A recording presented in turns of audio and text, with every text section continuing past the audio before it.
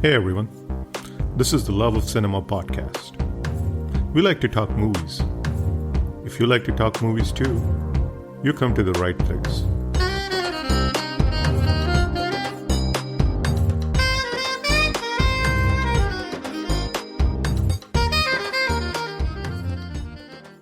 We were losing films, as the statistics speak for itself, that by 1960 or as late as 1970, let me tell you, we had already lost 70 to 80% of our heritage. If you look at the silent film statistics, we have lost 99% of our heritage, already gone. We don't even have the first Indian sound film, Alamara, 1931, which is also missing. So I knew that the first task and challenge would be to save the actual films.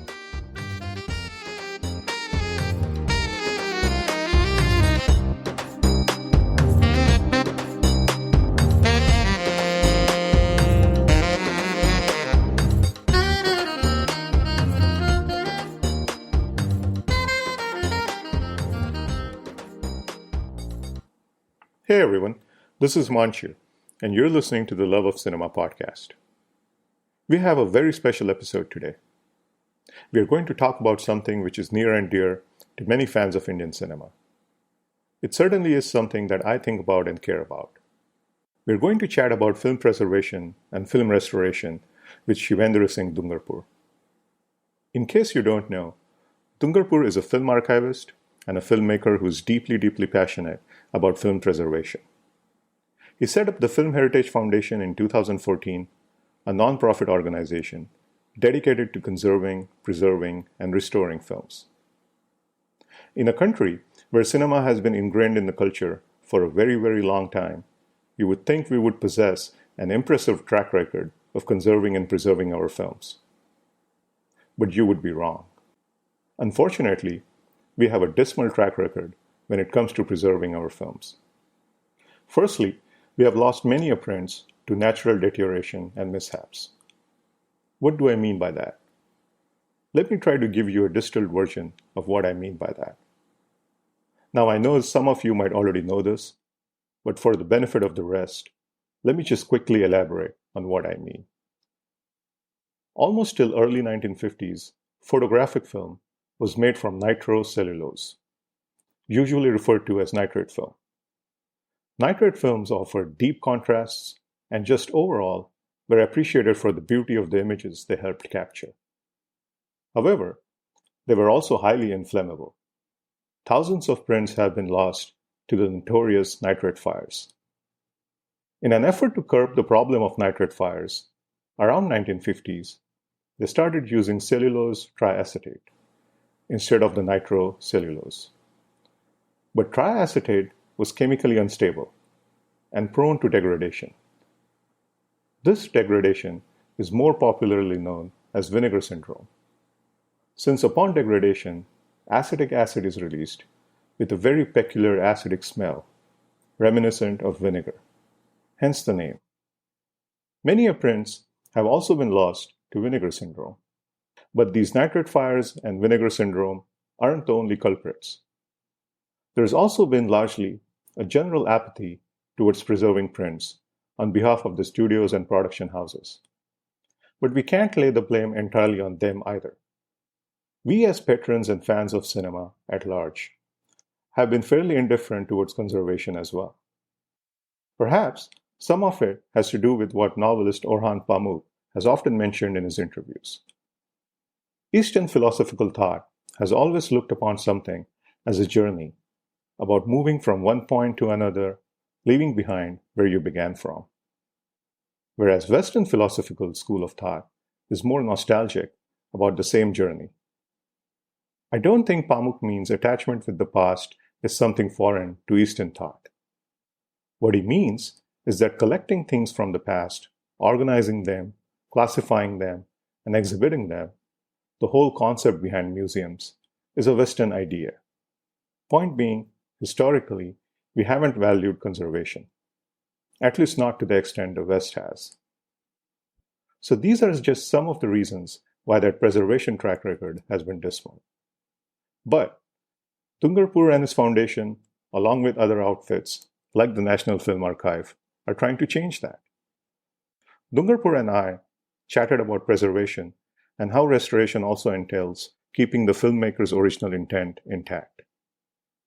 We also spoke about Muzaffar Ali's Zoonie, the recent restoration of Kubrick's masterpiece 2001: A Space Odyssey, the first Bengali silent film Bilwamangal, and Peter Jackson's They Shall Not Grow Old. Dungarpur also touched on his unfinished film Ittefaq, for which he had assembled an enviable crew comprising Rahman, Gulzar, Sriram Raghavan, Karan, Bali, and Sharmishta.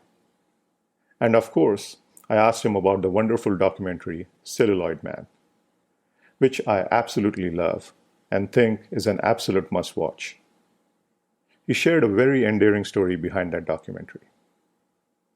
Before we listen to our chat, I would also like to point out that Dungarpur's foundation is a non-profit outfit and runs on the passion of its members and the goodwill of donors. So please do consider making a donation. You can find a link to the Film Heritage Foundation's donations page in the episode's note. By making one, you'll be contributing towards saving our film heritage, something which not only the foundation, but also fans of Indian cinema will be grateful for. I know I'll be. Having said that, here's my chat with Dungarpur. First, I think, let me give you a little perspective of India. Sure. Because restoration is a first world concept. It's not a third world concept at all. I don't think we understand the meaning of restoration. And I'm going to explain that as we go along.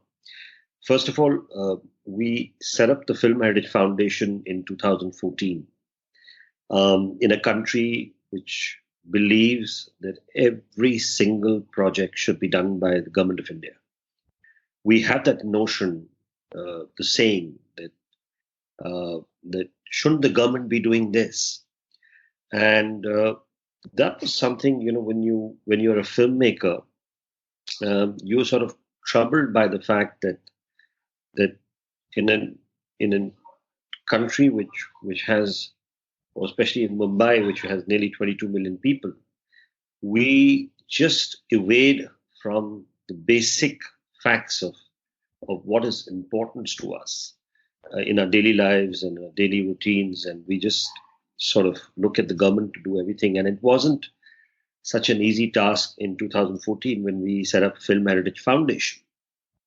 And our goal at the foundation was to save films. So what do you mean by save films? It means you actually save films on celluloid. And how do you save them? You save them by actually retrieving it from closing labs. You save it from godowns. You save it from different corners of offices situated all over Mumbai. But we didn't limit ourselves to Mumbai. We knew that the industry is there in Calcutta, in Hyderabad, in Trivandrum, in Chennai, in Odisha, and Bhubaneswar. So we were trying, we were sort of visiting godowns where we found 300 odd films. There were labs which were giving away films, 20, 30 films like that, and some very, very important films of the 70s, 80s, even way back to 30s and 40s, and right from the beginning of cinema. We were, except the silent era, I would say, which probably ended between 31 and 33, but we were finding films of all kind. It was such a mammoth task for us because we didn't have professionals with us. I was just a filmmaker who was passionate about preserving our heritage because we knew that the government is not just enough because they didn't have specialized people to save films. And we were losing films, as the statistics speak for itself, that by 1960 or as late as 1970, let me tell you, we had already lost 70 to 80% of our heritage. If you look at the silent film statistics, we have lost 99% of our heritage, already gone. We don't even have the first Indian sound film, Alamara, 1931, which is also missing. So I knew that the first task and challenge would be to save the actual films. And for that, we needed an army of people, trained people. And where do you find them? So the task of the foundation was not only to rescue films, but to start doing workshops, take international help. And we joined FIAF, Federation of International Film Archives, based in Brussels, which actually controls all the film archives of the world. If you look at the United States, where you are talking from, the Academy of Motion Picture Arts and Sciences, MoMA, Library of Congress, Yale University, UCLA, Film Archive, they're all members of FIAF. So our first goal was to reach out to FIAF and seek for help, because we needed trained professionals to guide us how to rescue these films. So when you talk about restoration, I, of course, had the first stint of restoration when I got involved with the Scorsese Foundation World Cinema Project, when we restored Kalpana. And we realized that a film like Kalpana, which was made in 1948 by Pandit Uday Shankar, the elder brother of Pandit Ravi Shankar. Right. How much money was spent in restoring the film? We knew that restoration would mean literally you're restoring an art piece. And for that, you need a lot of funds. So all the countries in the West had marvelous collections of their films.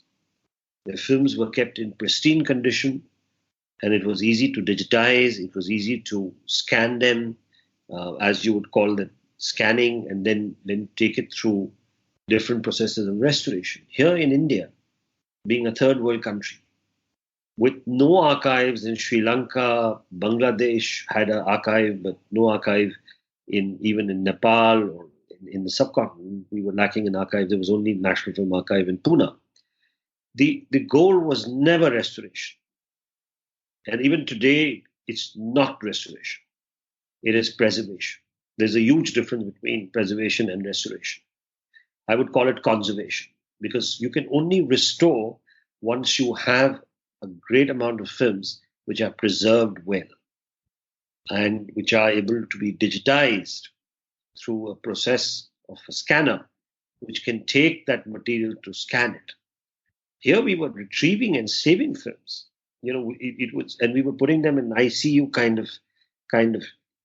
of setup, with glass jars, which involved dehydration, rehydration, which involved all sorts of techniques, which we were trying with the experiences of our foreign partners, because of the high level of humidity in Mumbai or Calcutta or Madras, because all the film industries came in the port cities of India, and the humidity levels were extremely high.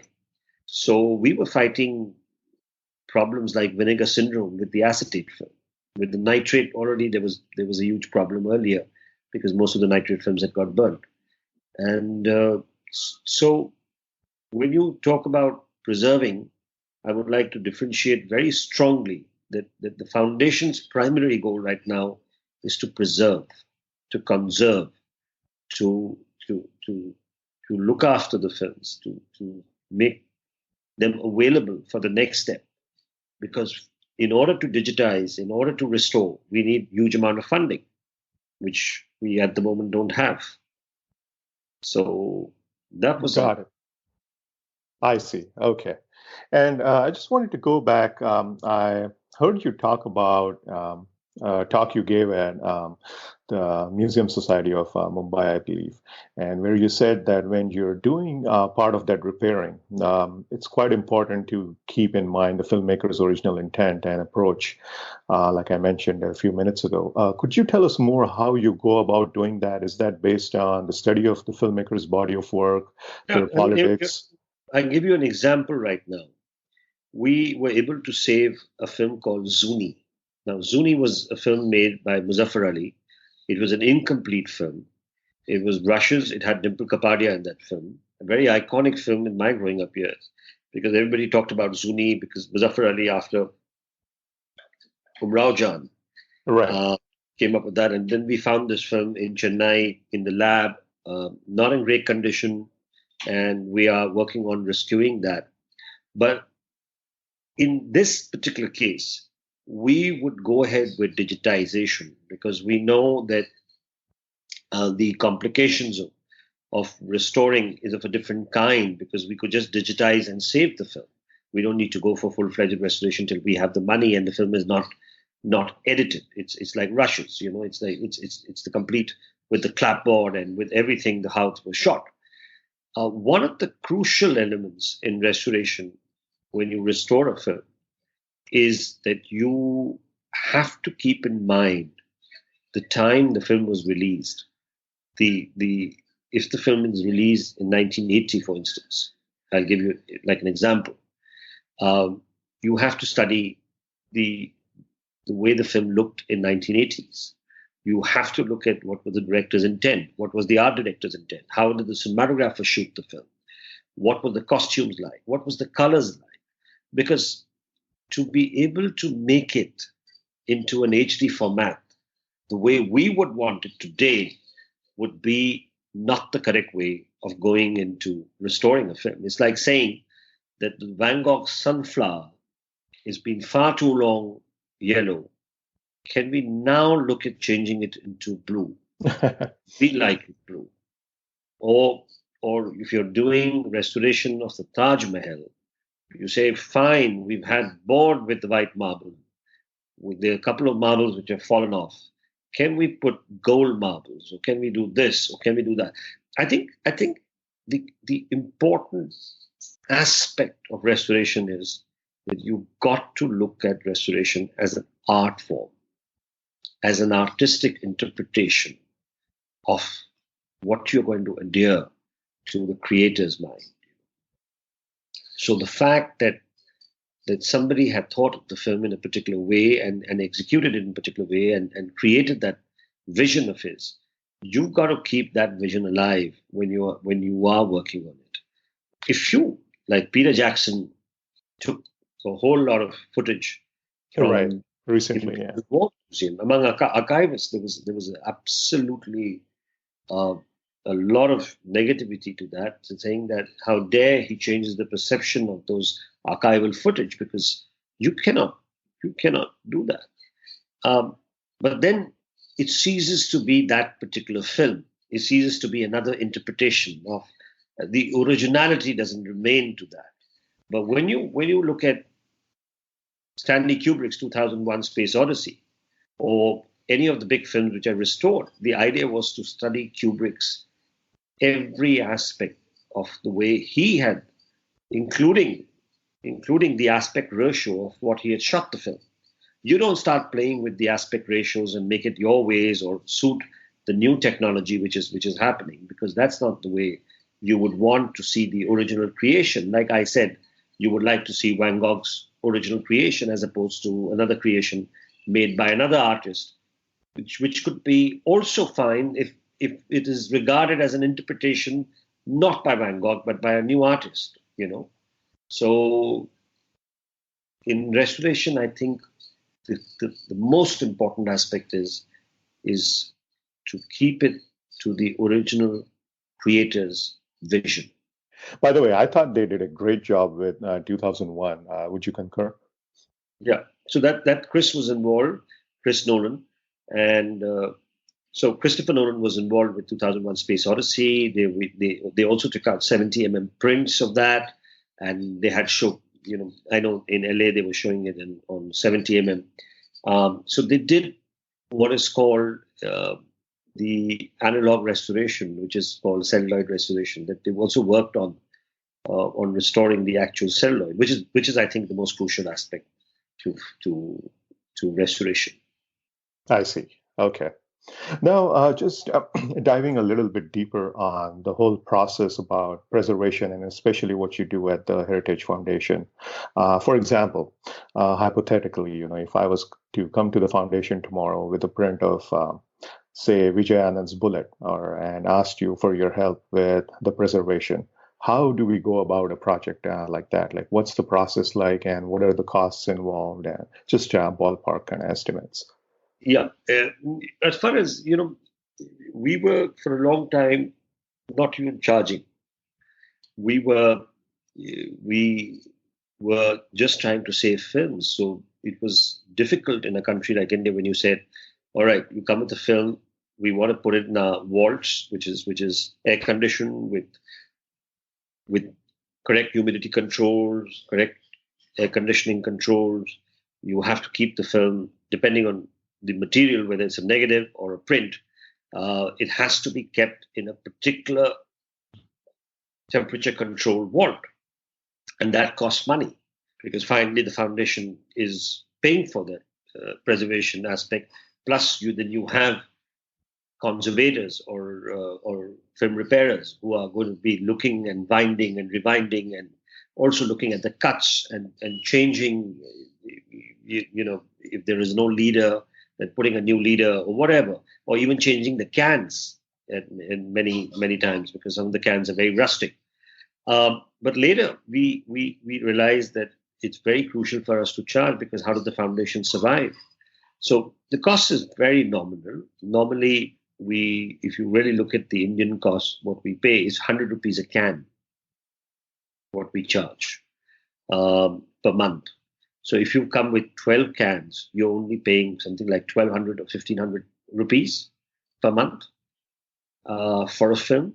So in a year, you would be paying to the tune of, I think, 20,000 rupees to preserve it, which is you can calculate in dollars. It's not much, and we then look after your film. We take care of it, or if the film is donated to the foundation, then you don't pay anything for it. Now, I read somewhere that the only Dadasaheb Phalke film that we have in its entirety is Kalia Mardan, and which is very depressing to hear.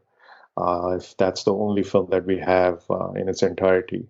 But what are some of the oldest, rarest films that we have in pretty good condition? The silent era, as you would call it, we of course have Raja Harishchandra, which is 1913, Phalke's very first film, first Indian feature film. So we have that. We also have about, if you really look at complete, or let me look at fragments, we have about 20-25 fragments of silent film and maybe 5 or 6 full complete films. Even Kalia Mardan is actually theoretically it's complete, but practically it's not. There are missing scenes in those portions. And when Kalia Mardan was found by P.K. Nair, he found it not joined together. In fact, he found Phalke's diary, which helped him to join the film together, and so that we could watch it, and we could then realize that how Phalke had his vision in making that film. But we can't be 100% sure of that. But then he showed it to his daughter Mandakini, who played a young kid in the film, and she said the edit is fine. I mean, this is how my father made the film. So Raja Harishchandra 1913 is there. Then there is also a couple of films were discovered in the Cinémathèque France. Bilwamangal, which is also the first Bengali film, silent era, right? Which is available with Cinémathèque. They have a print, and thankfully that got discovered. So in all, 5 or 6 complete silent films and about 20 odd fragments out of nearly 1,700 silent films made in India. And so you would say the 99% you lost. Yeah, so that's very sad, yes. See, the early films, if I have to describe it technically, before 1951, most of the films were shot on nitrate, celluloid nitrate. So they had a nitrate component, which was highly flammable. Right. In fact, the story is that even Falke, in one of his trips, when he was showcasing Raja Harishchandra on a bullock cart, the film They lost the print. Yeah, they lost the print because it was highly flammable, and they lost it, and they had to reshoot the film. Yeah. So nitrate was really a difficult medium, but the black and white texture in the nitrate, because it had more silver content in it, was just fabulous. So if you actually, when we were trying to work in Sri Lanka, the foundation has been helping Sri Lanka to save their films. In one of the godowns, when we were searching for prints and negatives and all kinds of material, we found a couple of nitrates which were dumped there for years, and they came out pristine. The real problem is of films after 51, which is really till about 90s, because they were using vinegar syndrome. Yes, celluloid acetate. Now, acetate has this peculiar problem that if it's not preserved in the correct temperature, correct humidity, and not looked after like your own child, there is a tendency that the film starts smelling like vinegar, what is called vinegar syndrome. So when you open the can, and it's like a virus, it catches from one can to the other, and then it sort of destroys and it sort of affects the sound first, the sound negative first, and then it goes on to affect the picture, and the picture starts. What happens in vinegar syndrome, first thing is that the image starts losing its intensity, and the color starts fading, and then slowly you start noticing that the image is completely evaporated because it's eaten it up completely, and then you are left with kind of a wet vinegar syndrome, powerful smell, which is not very good for health, and you got to get rid of it immediately. So we come across, especially in areas like what I mentioned for India, because the filmmaking began in the port cities of these three big cities. Vinegar syndrome is the common cause for most of our films getting destroyed.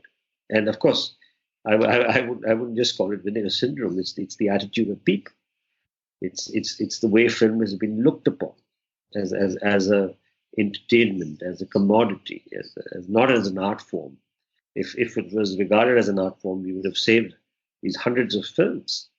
And still, we are struggling with saving many of these old classics and old films, and convincing producers that how important today, in today's time, you've got to save these films, because when you're even scanning, I'm going to answer this one more question of what I feel is very important, that when you scan today, you have the different Ks, like 4K. When you go to see a film in a movie theater, you see it DCP, which is digital cinema package, and that's normally 4K.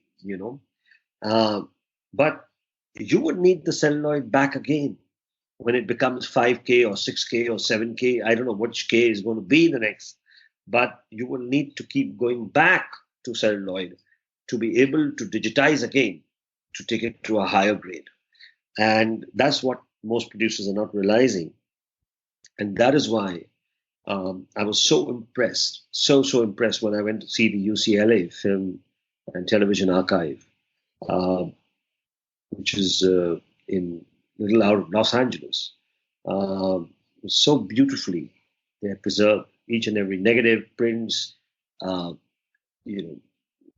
all it's kinds fabulous. Yes, I've been there. They have done just a fantastic job, even with some of the older American television, and it's a fabulous job. That, Shivendra, let's segue to my next question. Going back to what you were saying, there are several reasons why we have been lacking in preserving our films. One of those, which is rather puzzling for me, is that a lot of the older studios and production houses seem to be somewhat indifferent towards leaving behind a legacy, or at least it seems like it. Something which I totally fail to understand. Have you noticed that in your experience with them? And I wonder why is that? Yeah, I think all the time. You see, even now we face we face constantly with some of the leading production houses today. It takes a long time, and I don't want to name them. It's a constant, everyday struggle of ours to convince them that that we've got to save your negative, you've got to save your film, and preservation is something which is going to be beneficial to you, and it's the mindset. Like I said, it's the mindset. Just the other day, we were talking about Atul. Atul told me that there is a film called Daket. Again, in my growing up era, it was one of the big smash hits of Sunny Oh, Deol, yes, yeah, directed by Rahul Ravel, right.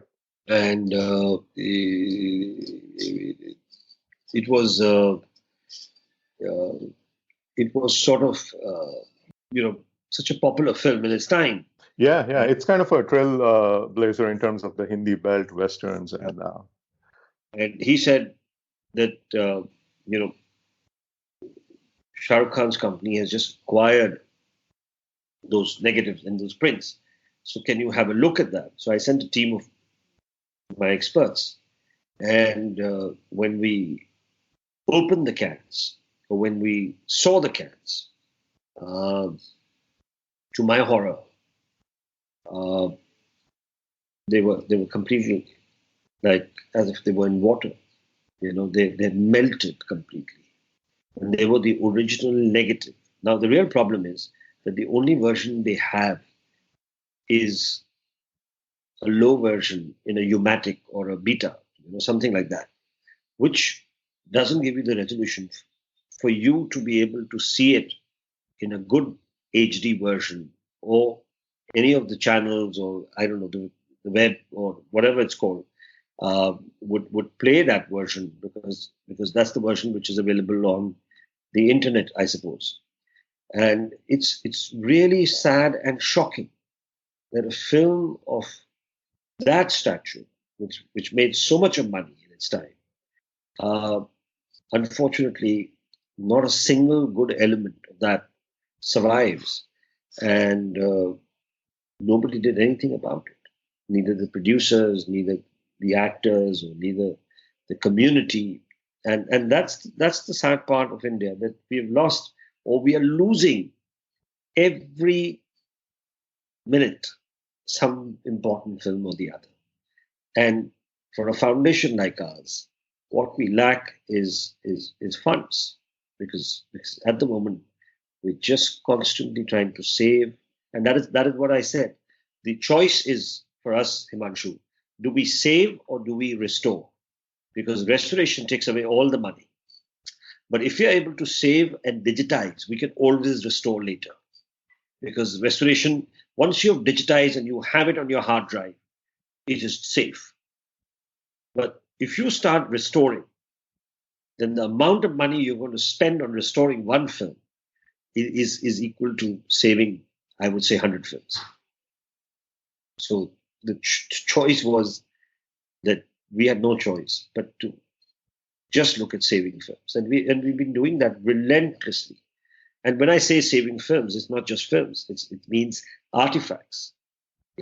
The RK studio just went, so we were yeah, we were collecting everything from there, from posters, lobby cards, uh, cameras, whatever you can anything sort of. that you can get your hands on. Yeah, makes sense. That is the role of the foundation, is to preserve every aspect related to filmmaking or the great studios. And I fail to understand that why the community does not support this cause. Or why do we look in India always from the aspect that government should be doing it, so we don't need to do it? We leave it always to the government. And how can government do it? Does the government have the expertise? They don't. And they should not have the expertise, because they should be only involved from the outside. the idea for any of these specialized jobs, especially jobs like this, should be primarily that they should be dealing with experts to solve these issues, to run institutions which have archives and other means which we call preservation. I have strongly believed that all museums and all national film archives or whatever in India should be run by experts and not by bureaucrats. Until we have a very strong policy towards cinema, I don't think there's a coherent policy towards cinema. It's an age-old laws and age-old policies, and more people are concerned only with censor and taxation. Till we shift our focus in a much larger perspective and start dealing in actually solving the issues which are related with every aspect of filmmaking, we won't be able to solve this notion among people that filmmaking or film preservation, is the domain of only the government and not of NGOs or foundations or non-for-profit organizations like Film Heritage Foundation, which is working relentlessly day and night with very limited funds to save India's cinematic heritage. And not only India's, we are working in Nepal, we are working in Sri Lanka, we're going to work in Bangladesh, and every part of the subcontinent, because we believe saving films in the subcontinent is as important as saving films in India. Now, you were invited by the Academy for an interactive session. Could you tell us what you shared with them and what were your takeaways from that particular trip? Well, it was. I was invited to a panel discussion with some of the great archivists. You had Andre Kalas from Paramount. You had people from Warner, Sony, 20th Century, Academy, everyone. And then I was asked to talk about the real issues of preservation in India. And I think for the very first time, they got a perception of India's cinematic heritage from a very different perspective. Mostly it was centralized towards what's happening in Bollywood. They were able to just see the songs and dance, and their perception was very limited, or the perception was more towards looking at Ray or Ghatak or Minal Singh. But to give them a holistic picture and also talk about preservation from a country which is producing nearly 2,000 films in a year in nearly 36 to 38 languages. And I think it's 36 now. And the challenges of preservation in a country like that, and the rich diversity and rich heritage which we have, was fascinating to them. And I think that perspective really helped in shaping the further roadmap of people looking at India in terms of an important part of its cultural diversity.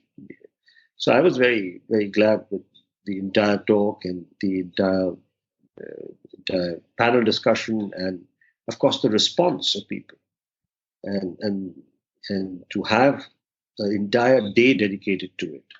It was literally an entire day dedicated at the Academy, which was dedicated to India's heritage, film heritage. And I was very thankful to the Academy to give me the opportunity to talk about it. And what were some of the takeaways from that trip? Is it something you brought back with you? Yeah, I mean, one of the main takeaways always has been when you are at the Academy and you see the kind of, or the level of preservation which they've achieved. You sort of learn from the way they have achieved it. But we were able to immediately get into something which is very important, which was literally sort of partnering with the Academy in conducting these oral history programs. We were able to look at some of the greatest stalwarts of the Indian film industry, whether it's Mr. Amitabh Bachchan, Shamitra Chatterjee, Madhavi Mukherjee, Adu Gopalakrishnan, Buddhadev Dasgupta, Mamaji of RK Studio, Prithviraj Kapoor's brother-in-law. And they were very impressed with the rich, like what I said, the rich heritage, and they knew very little about it. And they said it would be great if we partner in conducting these oral history programs, which would mean that you're recording interviews on a video for more than 8 hours, 10 hours, 12 hours. And for the very first time, you have Mr. Bachchan talking about what is acting to him. How did he get into this career? And that kind of intensity to the interviews, which I thought was so crucial. Right.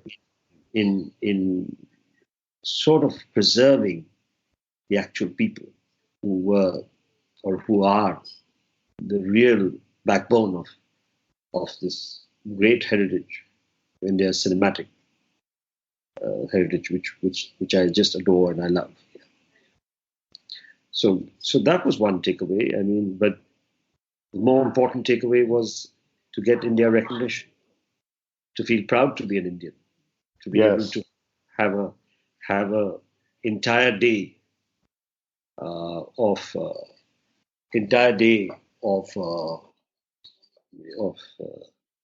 session, to get a platform for the day.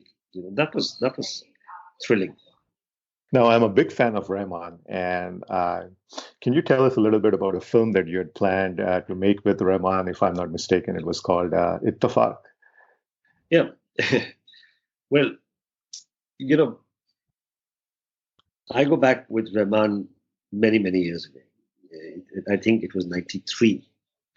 Now, when I look back, 93 would be right after Roja. Yeah, I mean, in fact, when I wanted to work with Rahman, I just finished from the Film and Television Institute, and I came out with a lot of idealism, and I wanted to make my own kind of film, and I had a lot of young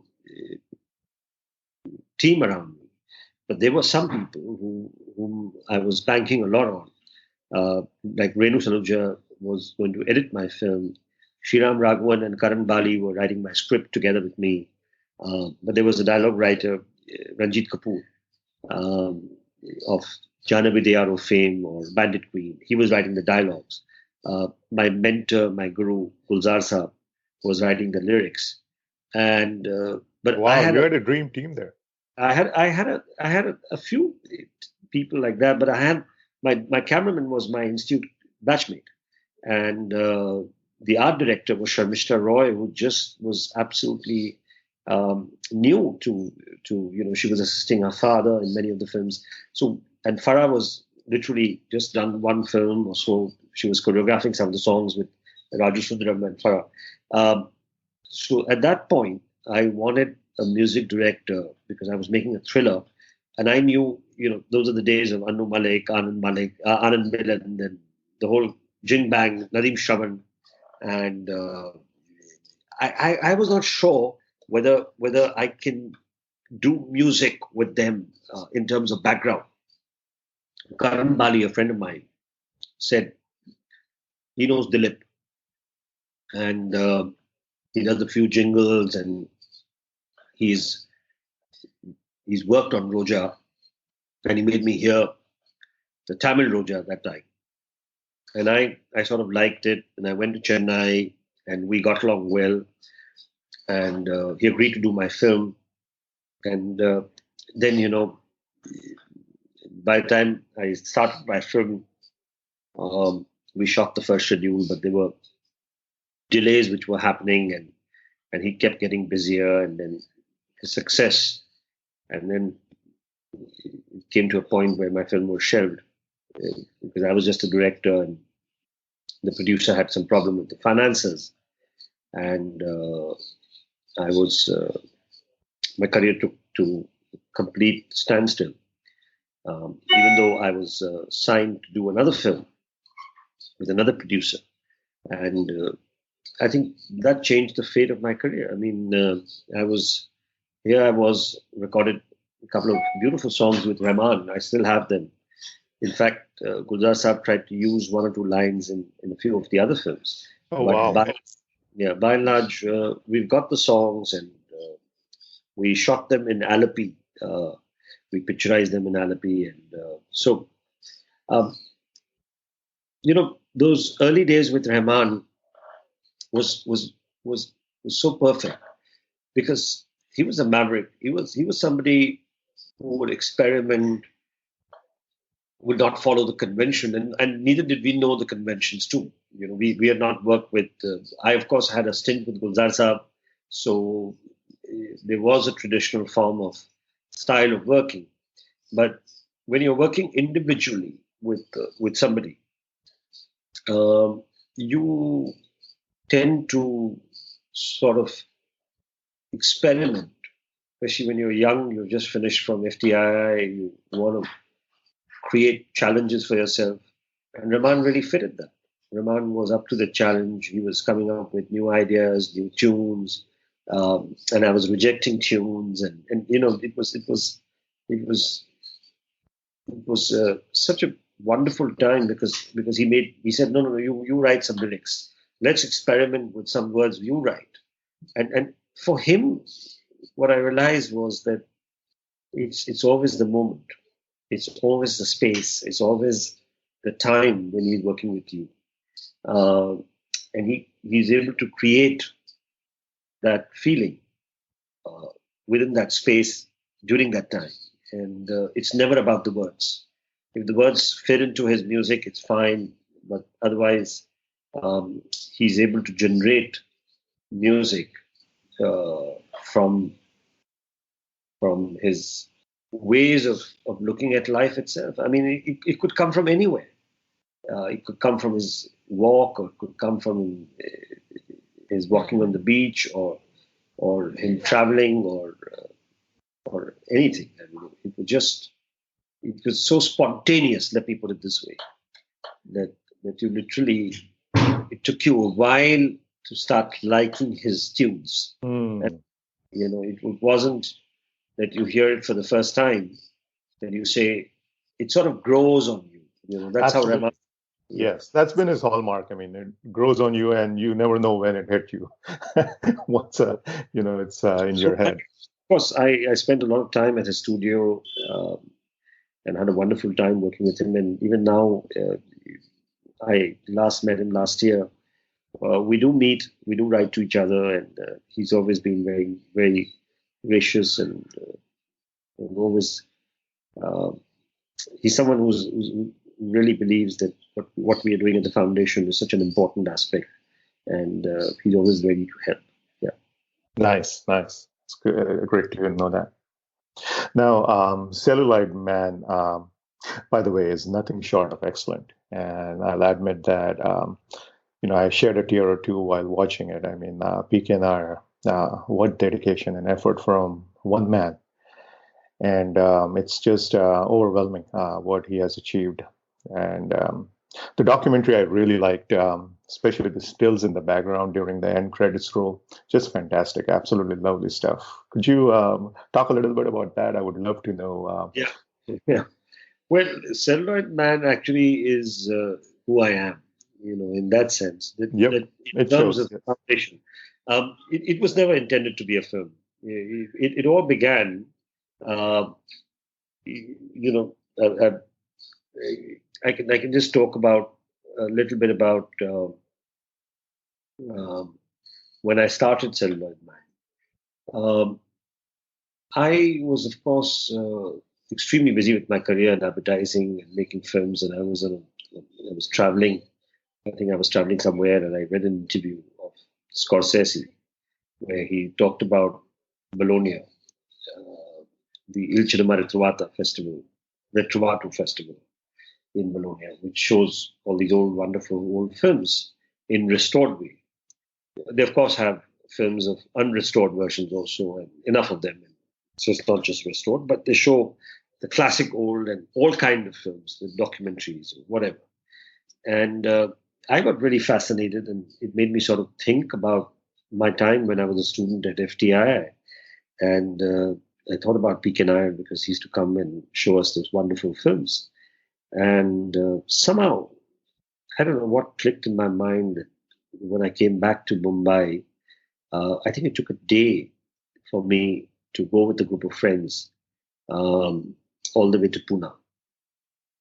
And we went to Pune. We went to the National Film Archive. I took Nair Saab, and we were so upset in the way the films were being looked after. And P.K. Nair became ecstatic. He just couldn't take it. He just said that, I've built this archive. How are they allowing this archive to be sort of used? What was happening was that there was a group of students studying in the vaults, and they had paid some money, and because there was free electricity and light, so they were studying on top of Battleship Potemkin or some of the great films which were lying there. They were sitting on those cans and studying in the vaults because it was nice and cool and that kind of stuff. And that was something which really upset Peak and I and upset us because good God, yeah, we wanted to do something about it. And so I shot with Peak and I with the intent that I could use it in the news coverage and get attention towards preservation because no government was interested, at that point at the level of preservation which was happening at that time, or they were interested at the archive. Peak and I retired, the bureaucrats had taken over, and it was all in the hands of the bureaucrats. And it was such a bad point that when I decided to shoot the second time, I was asked to leave the premises because they said, we will not allow this man called P.K. Nair to be at the archive because he could be destructive. He's telling us how to look after films. We don't want to listen to him. And I think that was the turning point which made me realize that if I don't do anything, perhaps at that point I just felt that way, which is a little, you can call it egoistic in that sense, that I felt that I must take up the challenge of making a film on P.K. Nair and getting him recognition. At the same time, traveling all over India to look for what we have lost and what we have in terms of our films and our history. In a way, you also look at India's history, film history, because that was really a challenge. And I think it just flowed. It just came about on its own, largely because of P.K. Nair, largely because it was a subject which nobody had dealt with. And it's literally become a Bible on preservation because there's not a single month or a single year since its release in 2012 where we don't still have a screening on 35mm. It's traveling to Indiana University now. It's also going to Canada. It's just, even though it's available on the DVD by second run, we still don't feel shortage of screenings across the world on people seeing the film. Even the Academy had a screening when I was called. They wanted to screen that film. So this is the 7th year of its release, but we've had over hundreds of screenings. And that film was not a film for me because it was my journey of discovering what I really needed to do. And it led me to set up the foundation because that gave me the answers that if I don't do it, there would be nobody to do it. And I think P.K. Nair was very instrumental in telling me that it's a great thing that you're setting up the foundation because don't rely only on the government because it's not possible for the government to continue doing it to a level which you would like them to do it. They would have the resources and the money, but the intent and the craftsmanship will not be with them. And I think the biggest damage which the government of any kind does to institutions like these is that when they appoint bureaucrats to head these institutions, and instead of an expert who could guide them, or a historian who could tell them the value of each and every film. P.K. was exception. He wasn't a bureaucrat. So once he's retired and he's gone and he's no more now, the institution like NFAI, which is actually the mecca of Indian films, begins to suffer because you don't have anybody as an archivist to preserve those films. You have bureaucrats only. And the Film Heritage Foundation is trying to build archivists, following the footsteps of P.K. Nair, following the footsteps of the proper manual of film preservation. But at the same time, we want India to have many more archives. The National Film Archive is very, very important to me and to us because thousands of films are lying there, and those films need to be preserved also. So I think when we look at the Indian perspective, just the Film Heritage Foundation or the National Film Archive is not good enough. Every state, which is a filmmaking state, should have their own archive. Because 2,000 films, right? Yeah, is difficult. Right. Yeah.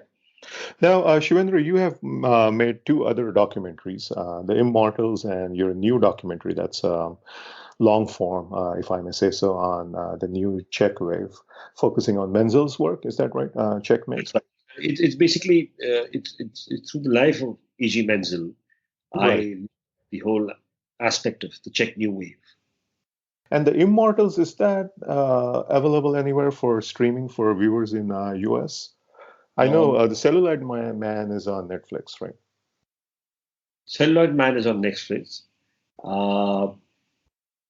But could you tell us a little bit about The Immortals, what that was? Yeah. So Immortals again was something which I was very fascinated with, is that when Busan International Film Festival asked me that we would like you to make a film, and I thought, when they say when you want to make a film, it'll be at least 2 hours, and they said no, we can only give you 55 minutes, but we want to make a film on India's cinema history or film history. And I said, my God, how can you make a 55 minutes film? You can sort of show pictures and you can rattle off. But the whole idea was that I said was that I'm only willing to do it if I'm able to do my own interpretation to it. And they agreed. And I decided that I want to make a film with objects which have survived of some of the great film personalities, whether it's a filmmaker, actor, or a musician, or a cinematographer, or whoever is part of this whole filmmaking process. And those are iconic images, like, for instance, K.L. Segal's harmonium, which became part of his life, or Falke's shooting car, where he had a Ford which he used to travel and shoot films with. Even though he doesn't survive, but the Ford survives. So does the harmonium. So does the camera of Bimal Roy. So many other aspects of the various tools which have survived the creator. So the film looked at those objects which have had a lasting impression in the hearts and minds of people, because those objects were the ones which were used for creation, even though the creator is no more, but the object survives still. Great. And how can I watch this? I would love to watch this. Is it available anywhere online? No, we'd send you a link, and probably you can have a look at it. Oh, nice. I would love to. Yeah, I would really appreciate that. My next question, which I'm sure you think about a lot too, because I know I think about this a lot. We, as fans of Indian cinema at large, what can we do towards developing a culture of film appreciation that is well inclusive of the need for film preservation? I mean, one thing I can think of is, we can help you guys out who are doing this work by donations, by maybe volunteering. But what can we do in the larger scheme of things, excuse me, towards developing this as part of our culture of film appreciation? No, I think for us, as far as the foundation is concerned, what we really desperately need, you said that, we desperately need funds. Apart from funds, preservation has to be looked upon as part and parcel of seeing and watching a film. And I think till you cultivate that amongst cinema watchers, cinema goers, uh, it won't automatically transcend into people feeling how important it is to preserve for the next generation. And you could do it through sort of professing it in many ways. There could be talks, there could be lectures, there could be uh, showing of films, there could be various ways where we could reach out to people across the US or across the world, where we talk about not just watching a film with an experience, but also talking about how that film could last for not this generation, but for the next generation also. And I think that should be one of the main important aspects of, of how we could collaborate in spreading this whole idea of preservation amongst cinema goers and cinema watchers, especially the young generation who are Yeah, now absolutely right. watching films in so many ways and so many mediums, and not just going to the movie theater, but to give them an experience of what the movies looked like when it was released and how to watch it in its original formats. And I think that's something which is, I would say, is not a challenge, but it's a perception which we need to create. But having said that, for us at the moment, volunteering is absolutely fantastic. We are getting interns from the US. We Indians who are based in the US, we do get interns from across India, but funding is what we really require because we don't have the backing of the government. We are doing it all by ourselves, like an NGO. Mr. Bachchan has been asking for funding for us, who's our brand ambassador. So, so if anyway, Himanshu, you can spread the word and help us to get funding. Absolutely, yes. One of the things I'm going to be doing is I know on your website there is the information where you can make the donations. I'm going to be including that in part of my episode notes for this particular podcast episode. So anyone listening to it, could just, it takes a few minutes to make a donation, whatever, in whatever capacity they can. That would be lovely. All right, Shivendra, on a closing note, I know that you went to visit Victor Jostrom's grave in Stockholm in bitter cold, as per an interview of yours I read. And redemption was one of the recurring themes in Jostrom's films. So here's hoping, we, fans of Indian cinema, can collectively find redemption for our past negligence and indifference towards film preservation and our film heritage through the good work that you and others are doing at your Film Heritage Foundation. I think every fan of Indian cinema would be grateful for the work you're doing at the foundation. I certainly am. Thank you very much, Himanshu. We just want as many people join this movement, and it becomes not just the responsibility of just the foundation, but a whole lot of people. I've always said when people ask me, or when there is a film which we have to let go, or it sort of is in front of our eyes and it's got completely destroyed, and I think of it and I say, is it everyone who's worked on this film? Is it only for them, or is it also for the people who watched that film and who have memories with that film? And I think it's all about that. It's when you look at a film or when you see a film, it's not just about the people involved with the film you feel bad about, because it's not just the director, or it's not just the star, the number of light boys, the number of people who sweat it out, or the producers, the financiers, or the extras. But it's also the wonderful people who've gone to the theaters to watch that film, shared that memory of that film. The memories have remained in the minds of hundreds of people who talk about that film. Isn't that equally important? And I think that's what I feel very upset when a film gets destroyed, or the film is no more.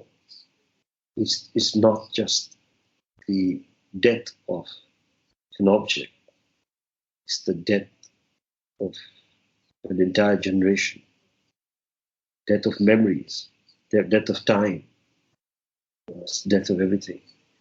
Because you have shared that passion with those stars in that movie theater while watching that film.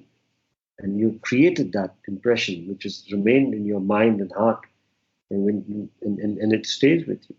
And if that particular object has died, only the reflections remain with you. But it's tragic. Thanks a lot, Shivendra. I really appreciate it. It was great chatting with you and finding out more about exactly what it is that you guys do. Thanks so much for coming on the podcast and talking with us. Thank you. And do send me the interview once you've Absolutely. Absolutely. I will share that. Thank you very much. Thank you, Shivendra. Good night.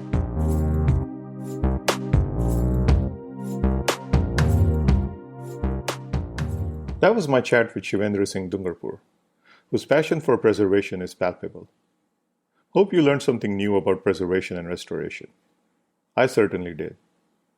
Perhaps it's about time that we, as fans of Indian cinema, do something about preserving our film heritage. If you would like to volunteer at the foundation, please do get in touch with them through their website. If you like this episode, please consider subscribing to our podcast wherever you listen to them.